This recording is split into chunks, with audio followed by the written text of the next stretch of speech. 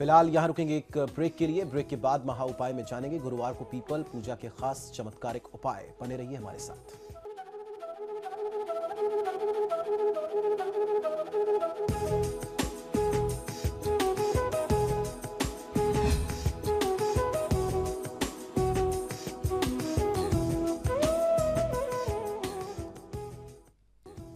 Break के बाद स्वागत है आपका। चलिए अब जानते हैं आज का महा उपाय। जी बिल्कुल, आज का महा उपाय बहुत ही विशेष है। आज गुरुवार है और आज गुरुवार के दिन आपने देखा होगा कि लोग अक्सर पीपल के पेड़ की पूजा करते हैं। तो गुरुवार के दिन अगर आप पीपल के पेड़ की पूजा जिस विधि से मैं बताऊं, अगर इस चमत्कारी विधि से करें, ये उपाय जीवन में अपनाते हैं तो आपकी जितनी भी परेशानियां हैं, जो भी संकट है, ये दूर हो जाएगा।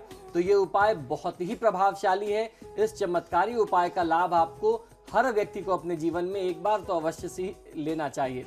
हिंदू धर्म मान्यता है कि जिस तरह सूर्य चंद्रमा का असर प्रकृति व मानव पर सीधे दृष्ट होता है, सीधे नजर आता है, इसी तरह अन्य ग्रह नक्षत्रों का जीवन पर शुभ और अशुभ प्रभाव पड़ता है। इन ग्रह नक्षत्रों के अशुभ प्रभाव को रोकने के लिए ही दैनिक जीवन के लिए कुछ ऐसे सरल उपाय हमारे धर्मशास्त्रों में बताए गए हैं, जो न केवल आसान हैं बल्कि असरदार भी होते हैं। और जिस प्रकार सूर्य चंद्र का प्रभाव हमारे जीवन पर पड़ता है, ग्रह नक्षत्रों का प्रभाव पड़ता है, इस प्रकृति में हमारे आसपास विद्यमान हर एक छोटे कण का प्रभाव हमारे जीवन पर पड़ता ही पड़ता है। तो क्यों ना जो शुभ प्रभाव वाली चीजें हैं, शुभ प्रभाव वाले वनस्पतियां हैं, वृक्ष हैं, हम उसके प्रभाव में वृद्धि करके, उसके पूजा पाठ को करके, उसकी शुभ ऊर्जा को अपने अंदर आत्मसात करें और अपने जीवन को सफल और सुखी बनाएं। इसी कड़ी में आज पीपल के वृक्ष के नीचे किए जाने वाले एक अत्यंत प्रभावशाली और चमत्कारी उपाय को मैं आपको बताने जा रहा हूं, जो हर तरीके से आपकी परेशानियों को, आपके कष्ट को, आपकी समस्याओं को दूर करने के लिए बहुत प्रभावशाली माना जाता है और आपकी मनोकामनाओं को पूरा करने वाला माना गया है।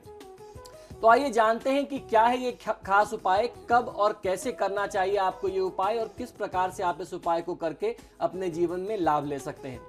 ज्योतिष शास्त्रों के अनुसार ग्रह नक्षत्रों की चाल और दृष्टि सांसारिक जीवन में लाभ हानि का प्रमुख कारण मानी गई है। नवग्रह जैसे सूर्य, चंद्रमा, मंगल, बुध, गुरु, शुक्र, शनि, राहु और केतु का अच्छा और बुरा प्रभाव जीवन में दरिद्रता या फिर ऐश्वर्य को निश्चित करने वाला माना जाता है। यही वजह है कि शास्त्रों में भी ग्रह उपासना के लिए पीपल के वृक्ष के नीचे खास उपाय बताया गया है, जो सभी प्रकार के ग्रह दोषों से मुक्त करने वाला होता है और उसके साथ साथ उनके जो अशुभ प्रभाव हमारे जीवन पर पड़ रहे हैं, बुरे असर से जो हमें रोग मिलता है, दुख और दारिद्रता मिलती है, जो नाकामियां, असफलताएं हमें मिलती हैं, इन सभी समस्याओं को दूर करके जीवन भर ग्रह पीड़ा से मुक्त रखने वाला होता है। यह उपाय आपको किस प्रकार से करना है, आइए मैं बताता हूं आपको। इस उपाय को आप गुरुवार की तिथि में, शनिवार की तिथि में या फिर एकादशी या अमावस्या की तिथि में कर सकते हैं। आपको करना यह है कि इन विशेष तिथियों में से, जैसे आज गुरुवार का दिन है तो आप इसका लाभ ले सकते हैं। आज आपको करना यह है कि पीपल के वृक्ष के नीचे बैठ करके विशेष ग्रह पीड़ा मुक्ति मंत्र का आपको स्मरण करना चाहिए। किसी शुभ काल में देव वृक्ष पीपल की पूजा का यह उपाय तत्काल ही समस्त ग्रह दोष व दरिद्रता का अंत करने वाला माना गया है। पीपल की जड़ में गाय का दूध, मधु यानी शहद अथवा गुड़ मिलाकर के जल, चंदन और काले तिल का अर्घ आपको अर्पित करना चाहिए।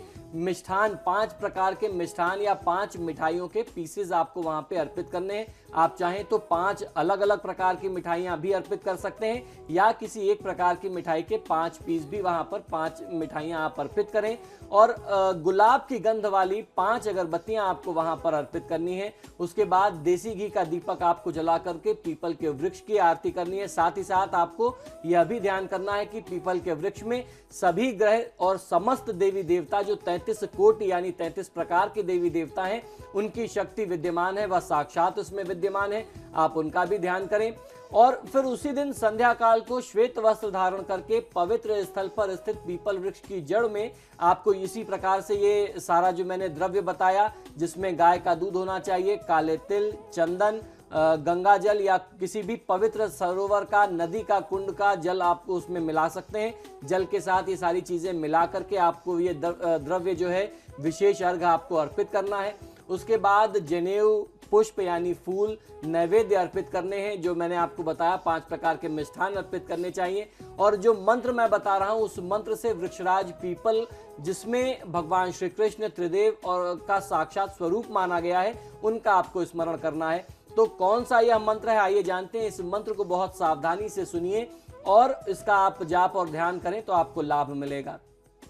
मूलतो ब्रह्म रूपाय मध्यतो विष्णु रूपिणे अग्रतः शिव रूपाय वृक्ष राजाय ते नमः। आयुम प्रज्ञाम धनम धान्यम सौभाग्यम सर्व संपदाम देहि देव महावृक्ष त्वामहम शरणम गतः। मंत्र पुनः एक बार सुन लें, इसके बाद मैं आपको इसकी व्याख्या भी बताता हूं। मूलतो ब्रह्म रूपाया, अर्थात जिसके मूल में, अर्थात जिस वृक्ष की जड़ में ब्रह्म स्वरूप स्वयं विद्यमान हो। मध्यतो विष्णु रूपिणे, यानी मध्य में, जिस वृक्ष के मध्य में विष्णु स्वरूप स्वयं विद्यमान है। अग्रतः शिव रूपाय, जिसका अग्रभाग, आगे का भाग शिव स्वरूप है। वृक्ष राजाय ते नमः, हे वृक्षराज हम आपको नमन करते हैं, जिस वृक्ष में इतनी सर्वशक्तियां हैं, जिसमें ब्रह्मा विष्णु और महेश साक्षात निवास करते हैं। आप आयु प्रज्ञा धन धान्य सौभाग्य देने वाले हैं। आयु प्रज्ञाम धनम धान्यम सौभाग्यम सर्व संपदाम, आप इस हर प्रकार की शक्ति को देने वाले हैं। देहि देव महावृक्ष त्वामहम शरणम गता, हे देव आप मुझे ये सभी चीजें दें, मैं आपकी शरण में आ गया हूं। मेरी जो भी गलतियां हैं, जो भी पाप मुझसे हुआ है, आप मुझे उसके लिए क्षमा करें। इस प्रकार से आपको पीपल के वृक्ष की पूजा और वंदना करनी चाहिए। पीपल पूजा व देव स्मरण के बाद पीपल के नीचे आपको कुश के आसन पर बैठ करके गोघृत का एक दीपक जलाना है, धूप जला लें। और अब जो मैं पुनः आपको मंत्र बताने जा रहा हूं, उस मंत्र का आपको दोबारा 108 बार जाप कर लेना चाहिए। ये जो मंत्र मैंने अभी आपको बताया, इस मंत्र से आपको सिर्फ ध्यान और आवाहन करना है, आपको पीपल के वृक्ष का ध्यान करना है। और अब जो मैं आपको मंत्र बताने जा रहा हूं, इस मंत्र का आपको वहां बैठ करके पीपल के वृक्ष के नीचे उसकी छाया में बैठ करके रुद्राक्ष या चंदन की माला पर आपको 108 बार जाप करना है। इस मंत्र में अमुक शब्द के स्थान पर ग्रह पीड़ित व्यक्ति, आप स्वयं अपना नाम भी ले सकते हैं। अगर आप अपने किसी परिजन के लिए कर रहे हैं जो बहुत ज्यादा परेशान है, जो इस साधना को नहीं कर सकता, तो जहां पर अमुक लिखा हुआ है आप उस व्यक्ति का नाम ले सकते हैं। और जिसके लिए भी आप कल्याण चाहते हैं उसका नाम लगा करके आप उसका जाप कर सकते हैं। तो इस प्रकार से आपको इस मंत्र का जाप करना है। ओम नमो भास्कराय अमुक सर्वग्रहाणाम पीड़ा नाश कुरु कुरु स्वाहा। मंत्र पुनः सुन लीजिए। इस मंत्र का आपको उच्चारण किस प्रकार से करना है। ओम नमो भास्कराय, अमुक के नाम पर आपको उस व्यक्ति का नाम लेना है। ओम नमो भास्कराय अमुक सर्वग्रहाणाम पीड़ा नाशम कुरु कुरु स्वाहा।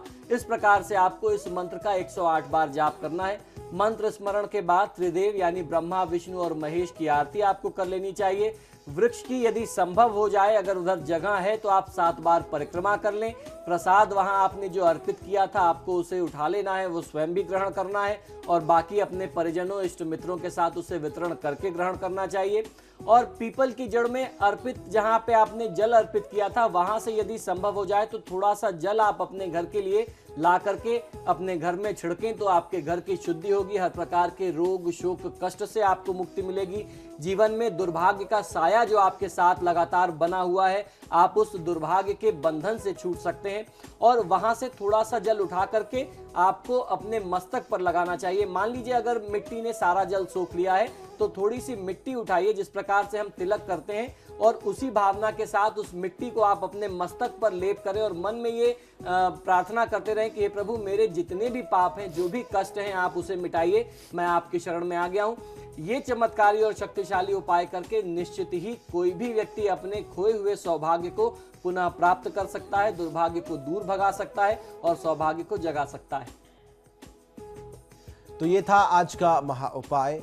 आचार्य जी, आप स्टूडियो में आए, आपका बहुत बहुत शुक्रिया जी। तो फिलहाल आपके सितारे में इतना ही, लेकिन खबरें समाचार प्लस पर लगातार जारी।